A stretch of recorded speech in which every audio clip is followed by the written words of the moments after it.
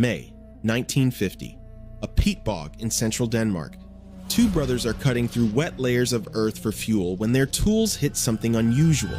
At first, it looks like a face, then a hand, then an entire body. The man appears disturbingly recent. His skin is still intact, wrinkles still visible, and you can see stubble still clinging to his chin. Around his neck is a rope. The brothers stop working immediately and call the police, because to everyone standing in that bog, this looks like a murder scene. And in a way, it was. Just not a recent one. The victim had been dead for more than 2,400 years, yet somehow, the bog had preserved him so perfectly that investigators would later recover his fingerprints, contents of his stomach, and even the final meal he ate hours before his death.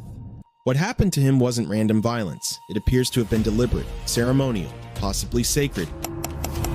This is the story of Tollund Man, and how an Iron Age killing survived long enough to become a modern forensic investigation. It's Denmark, 1950.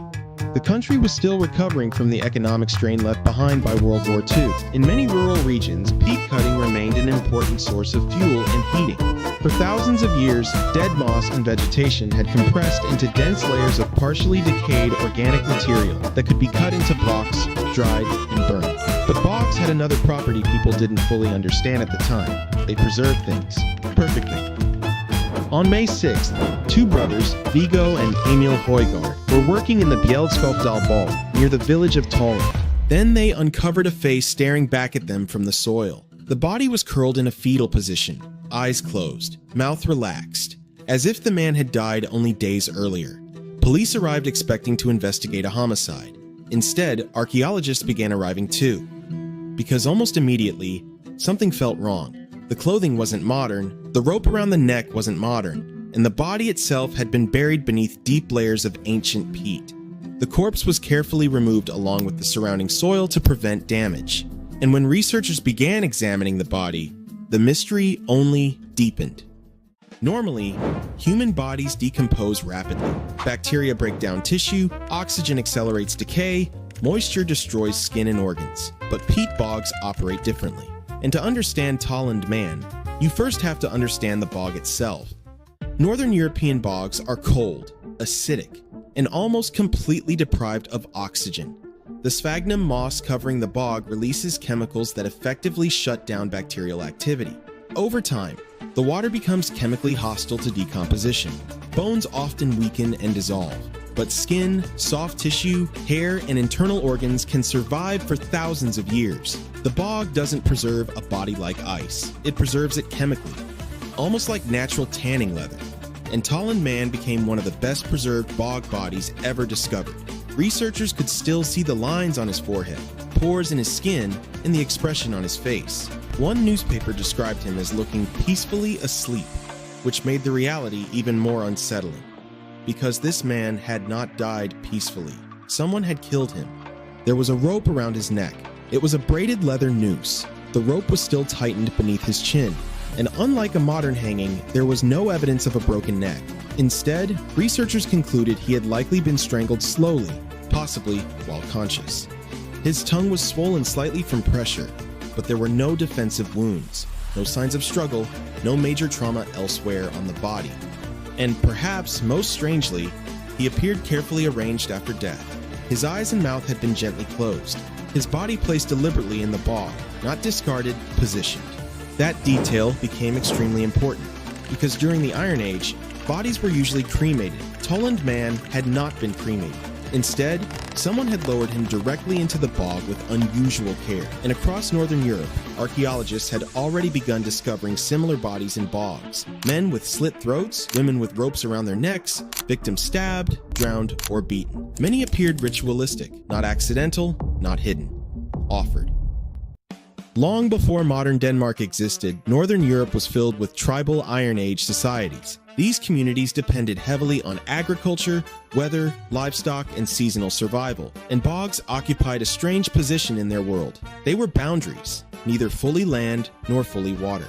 Ancient people often viewed these places as spiritual thresholds, a space between worlds, and for centuries people deposited offerings into them: weapons, jewelry, animals, food, and possibly human beings. Archaeologists have found entire caches of sacrificed objects preserved inside European bogs. Some were clearly valuable, meaning they weren't trash. They were intentional offerings, which raises the central question surrounding Tollund Man. Was he executed or sacrificed? Even today, researchers still debate it, but several details strongly suggest ritual killing: the careful placement, the noose, the lack of panic or struggle, and the timing. Radiocarbon dating later revealed Tollund Man died sometime between 405 and 380 BC, during the pre-Roman Iron Age, a period when ritual sacrifice was not uncommon across parts of Northern Europe. Then investigators made another discovery. Inside Tollund Man's stomach and intestines, food was still present, which meant scientists could reconstruct his final meal. At first, researchers in the 1950s believed he had eaten a simple porridge. Decades later, modern analysis revealed far more detail. The meal consisted primarily barley, flax, wild seeds, and small amounts of fish. More than 40 different plant types were identified microscopically. It was not luxurious food, but it may have been symbolic. Some of the ingredients were weeds usually associated with rough harvest conditions and poor farmland. Researchers also found evidence of parasites in his digestive system: whipworms, mawworms, even tapeworm traces, which revealed something uncomfortable about Iron Age life. Even the deadliest mystery in Europe still belonged to an ordinary human being, a man who lived in a world without sanitation, antibiotics, or certainty. And only hours after eating that final meal, someone tightened a rope around his neck. You see, there's a reason Tollund Man became internationally famous while many other bog bodies remained obscure. It was the face. Most ancient remains feel distant, abstract, but Tollund Man looked familiar, human, recognizable. When photographs of the body were published, people reacted less like they were seeing archaeology, and more like they were looking at someone interrupted mid-sleep. Even modern forensic experts were unsettled by the realism. Because death usually creates distance, time erases identity. But Tollund Man resisted that process completely. The wrinkles around his eyes still existed. His lips still curved naturally. He looked less like history and more like evidence. And in many ways, that's exactly what he became: one of the earliest ancient bodies to undergo something resembling modern forensic analysis.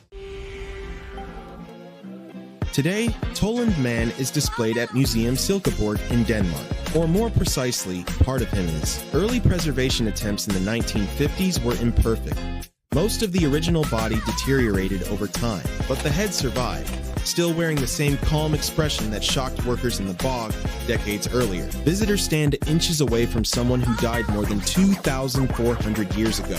And despite all the science, analysis, and theories, the central mystery remains unresolved. Who decided he had to die? What ceremony took place beside that bog? What did the people standing there believe would happen after the sacrifice? No written records survive, only the body and the rope.